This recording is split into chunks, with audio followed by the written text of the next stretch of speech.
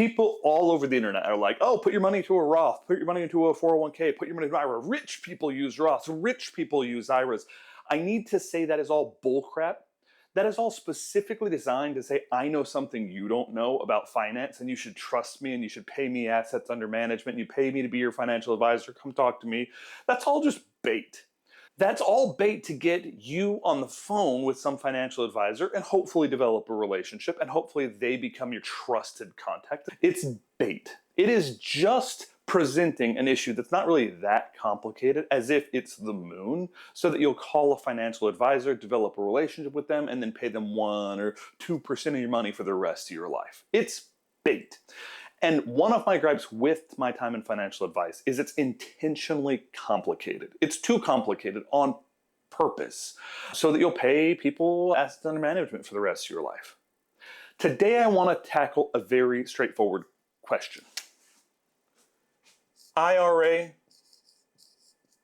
or Roth? All right?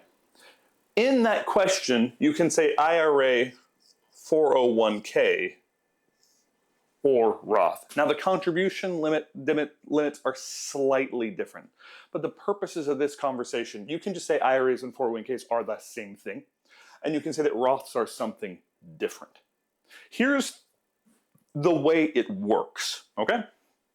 When you put money into an IRA, let's say I earn, and I'm oversimplifying this so much it's ridiculous. You should probably talk to a financial advisor or watch a whole bunch of videos for free, because almost all these videos are out online for free, and I'll do a big long explanation where I'm talking about the reasons that the marginal tax rate is important to understand in this conversation. But for the purposes of this conversation, let's just say that you are earning $100,000 a year at a 25% marginal rate. That's very important. If you don't understand the difference between marginal rates and effective rates, don't feel bad. No one does. It was never taught in the 12 years I was in public education and the 6 years I was in college. Don't feel bad about it. It's something none of us know. If you don't understand the difference between marginal and effective tax rates, just so you know, that's why everyone's getting screwed in the US of A. And if you've not watched my video on the marginal versus the effective tax rates, please do it now. Go watch that video and come back, or watch this video and then go watch that video, because marginal versus effective tax rate is the reason. If there's one reason that the tax tables feel so unfair to everybody all the time forever, it's because you don't understand the marginal effective tax rates, and so you're not taking advantage of the marginal effective tax rates. Other people are taking advantage of the marginal and effective tax rates, and you're feeling like you're getting screwed, which you are. So let's say you've got $100,000 that you're earning at 25%, okay? In an IRA or 401k, you're allowed to invest that money pre-tax, which means you get a deduction. AKA, at this moment, I would have owed $25,000 in taxes. All right, I would have owed $25,000 in taxes, because I would have said, hey, I made $100,000 that was going to be taxable. I owed 25% on that money because that was my marginal rate. Again, other video for that. I would have owed $25,000 in taxes. What the IRA and 401k allows you to do is say, I'm going to have a deduction. We're not going to take this $25,000 out of my taxes right now. I'm going to invest that money, all right? I'm going to invest that money. I don't have to pay the taxes right now, which feels really, really good. Right now. If I invest my money at 7.2%, the rule of 72 says that my money will double every decade. It's a very common financial advice rule. We use it all the time. We reference it all the time. The rule of 72. Now, if you are new to the channel, let me give you a brief walkthrough of what we do. This is an entrepreneurship-based channel, but I try to share as much good knowledge as I can. My experience building between 17 and 30 companies, depending on how you count. If I was to start anywhere on the channel right now that I just think is interesting, and that you might think is interesting, I would actually start right here with Trump's tariffs explained. In that video, I own a bandage company. We manufacture in China and we import to the US. So the day after Liberation Day, I actually stood in front of a whiteboard and kind of walked through all the intricacies of how Trump's tariffs would affect us importing from China. It's a really interesting video. It affects our product cost, us building supply chains. It affects how we price our product in the market, how those prices would have to adjust. It affects how tariffs really express themselves for the normal consumer. I tried to even take it a little bit broader with my financial services background. I spent a decade in financial advice, advising on like $300 million. I tried to even help understand how it's going to affect national security, how it affects foreign relations, looking back on how the first Trump tariffs worked over time.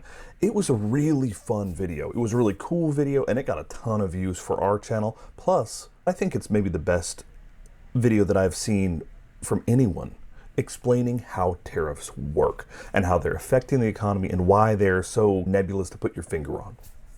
This was a one-year reflection on our Turo fleet. We have 21 cars on Turo, and it was fascinating. We do breakdowns of some of our Turo cars, a $16,000 car that we bought for Turo.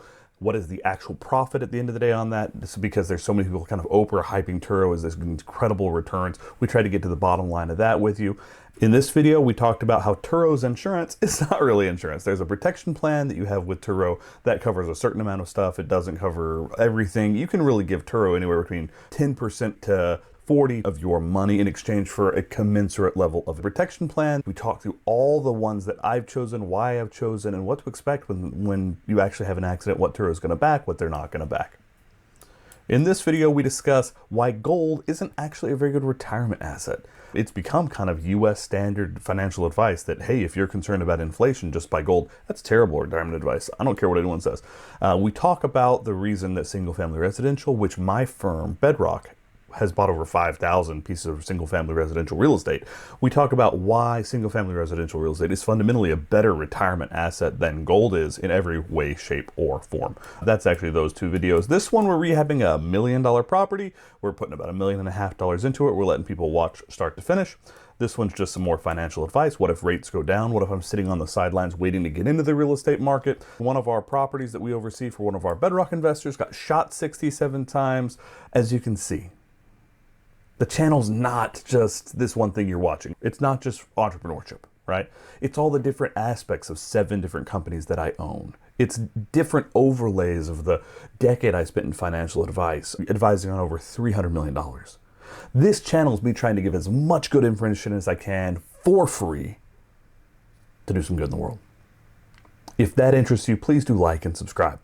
It helps in every way that we need to grow the channel, to get more good done out in the world. Thank you guys so much. With that being said, let's go back to the thing you clicked on. At 7.2%. The rule of 72 says that my money will double every decade. It's a very common financial advice rule. We use it all the time. We reference it all the time. Your money will double every decade. And so let's say that this was to happen in your 40s, okay? So you have your 40s to your 50s, then you have your 50s to your 60s, then you have your 60s to your 70s, and then you decide to withdraw money, all in one lump chunk, right? I know that's not how it works. It's over more time, but I'm trying to make this as simple as I can so that you can understand some of the basics of why this matters, all right? So your 40s to 50s, let's say you invested it in your 40s, so you've got $100,000 that goes in, right? It's worth 100 grand. By the time you're at your 50s, it's worth 200 grand, right? You invested it at 40. By the time you were 50, it was worth $200,000 because the rule of 72 says every 10 years, if you're earning 7.2%, your money's going to double.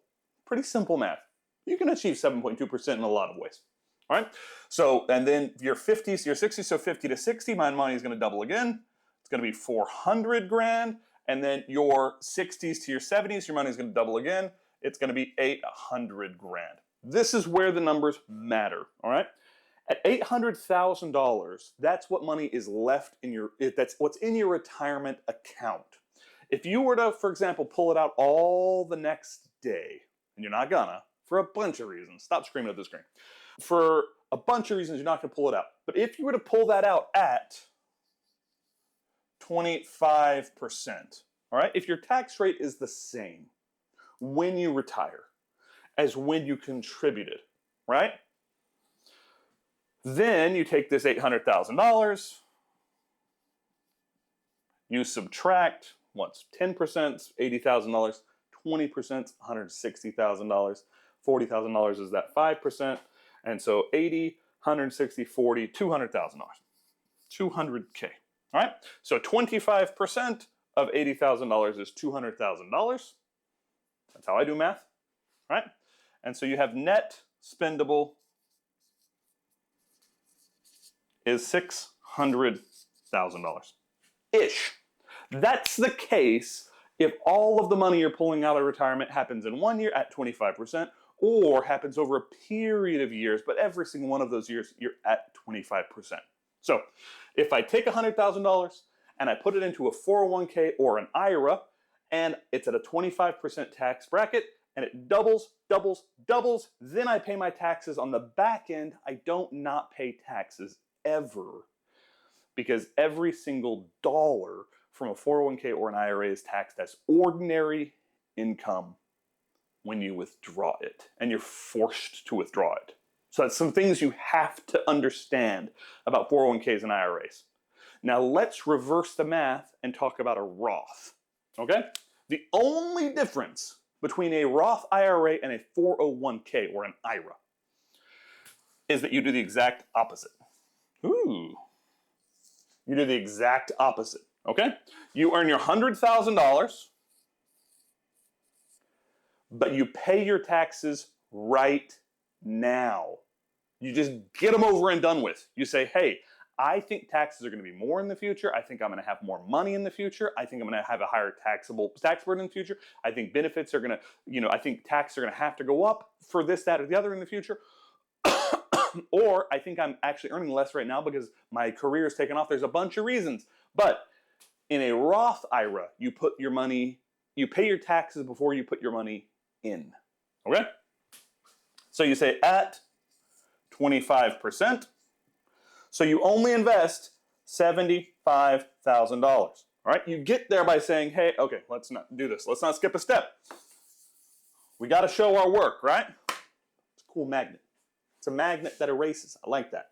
All right, so $100,000 at 25%. So my taxes is $25,000. I pay that right now, minus off my $100,000. That means I have $75,000 post-tax that I can invest. So with that being the case, $100,000 minus $25,000 equals $75,000 invested. In a Roth IRA, I have already invested, I've already paid my taxes. It's tax-free from here. All right, all the growth, tax-free from here. All right, so here goes the math. $75,000 goes in my 40s. By the time I'm in my 50s, it doubles. It's now $150,000 versus $200,000. From my 50s to my 60s, it doubles again. $300,000. Okay? From my 60s to my 70s, it doubles again. $600,000. And what you will notice, it's the same freaking number. There is no, hey, rich people use Roths because they know more than you do. This message brought to you by bullet tip dry erase markers. If you ever want your drawings to look like garbage, try bullet tip. I'm kidding. This message is brought to you by Expo dry erase markers. I'll never use another bullet tip marker in my life. They're total garbage. Total garbage. Look how thin those are. Those are so hard to read. Haha. Good old-fashioned Expo for me. They're the same exact number. Okay? $600,000 in the Roth, $600,000 in the IRA. They're the same. The IRS knows they're the same. Anyone on the internet who's like, hey, the secret that the IRS doesn't know about the Roth IRA is a secret. Bull freaking shit. They do know about it. As far as the IRS is concerned, it's the same. Now, here's the really important part. The really important part. what matters when it comes to IRAs and 401ks. The reason why you might choose one over another is, what is my tax rate going in and what is my tax rate coming out? Those are the differences. If my tax rate going in is in my peak earning years, if I am a doctor, right? And in my peak earning years, I'm actually paying 36%, right?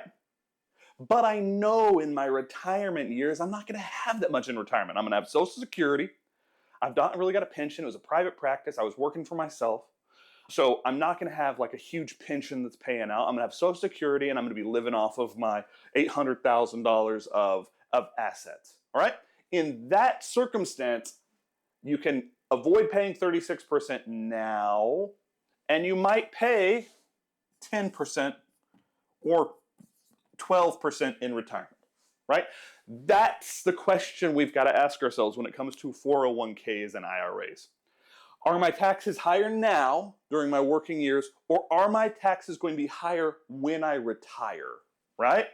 Because that math changes dramatically. But it's not that one is better than the other. It's just not. That's not how this works. The way this works is, what are my taxes now versus what are my taxes then? Let's reverse that. Let's say you're me, right? Right now, all of my money is in businesses. Every single dollar I have is in one business or another business. All of my money is in businesses. With that being the case, I'm making some money, but really not that much money. So right now, what if my effective tax rate was 15%? However, I've got 7 businesses that are growing. Bedrock alone could be worth millions and millions of dollars. This channel could be, could bring in millions of dollars of revenue. There's reasons to be really hopeful for the future. Now, if that's the case, and right now I'm paying 15%, but in the future, my investments are probably going to pop. Like, I'm really working hard. And in the future, I think I'm going to have, substantial income coming in retirement. And I've got a pension that's going to come in retirement.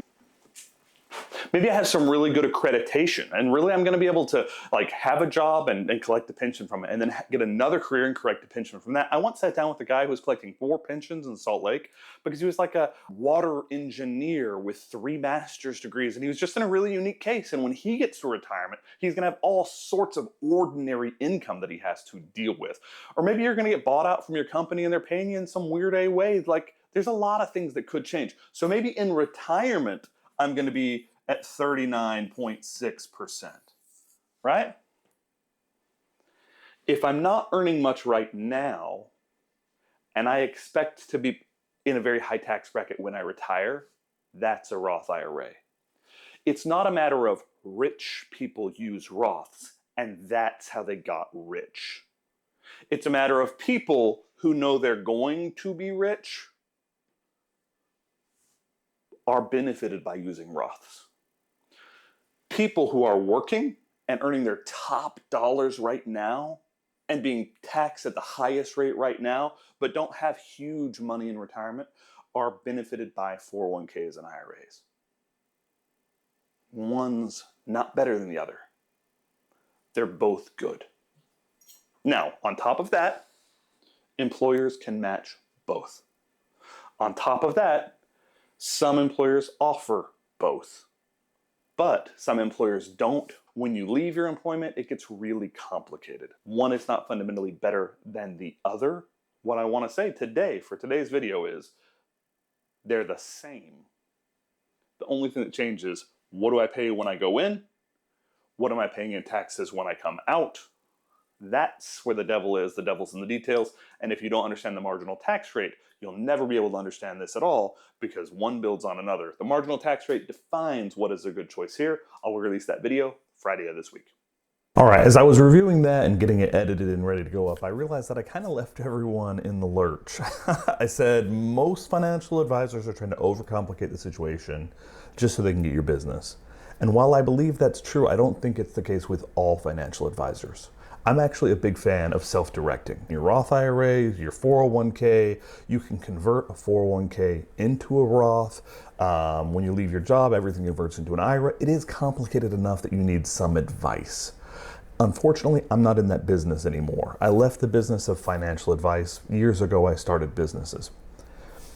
Where I can help is to refer you to someone that I trust. And where I can help is if you wanted to do some self-directing, if you wanted to buy some real estate in your portfolio, which I think is a genius idea. It's super important. There's some really good ways to self-direct and to have a little more control over your own assets and be your own financial advisor. I think that's my primary advice. My primary advice is don't have a financial advisor. Be your financial advisor. All right? Get people that you trust, but you make the call on your assets and you get educated on your assets. My goal is to help you with the education. My goal is to help you understand the complexities of it all so that you don't just get charged 2% a year for the rest of your life. I'll do a video on how expensive that can really be, and I'm gonna spoil it. It's catastrophically expensive. So that's my hope with this video. If you wanna have some conversation around self-directing or what makes a good investment, maybe getting into some rental real estate, I'm happy to help with those things because that's my lane. Or if you just want to be referred to someone that I've had long conversations with and I trust, I'm happy to do that too. Feel free to give us a call, reach out to us on Facebook, DM us, and we'll happily have those conversations and see how helpful we can be. Thinking about the channel, if I was to start anywhere right now and try to pick the next video that you should go watch, I would watch Don't Buy Gold, Buy Dirt. It's a 30-minute conversation a lot like this one, where I walk through the pros and cons of buying real estate instead of gold. I think real estate, for a lot of reasons, just trounces all over gold as a retirement asset. I try to help people understand. I did an 1.5-hour webinar with a financial services house where I kind of walked through my thoughts on this. This is a 27-minute summary of that. It would be a really good video if you're just interested in complex financial, if you're interested in understanding why real estate might be good, if you're interested in understanding kind of the weaknesses of gold as a retirement asset. That's the next video I would link. I'm going to put that right here. Thank you so much for watching. If you haven't liked and subscribed, but you want to see more of this content, if you want this channel to grow, share it with your friends. Please like and subscribe. Have a beautiful day.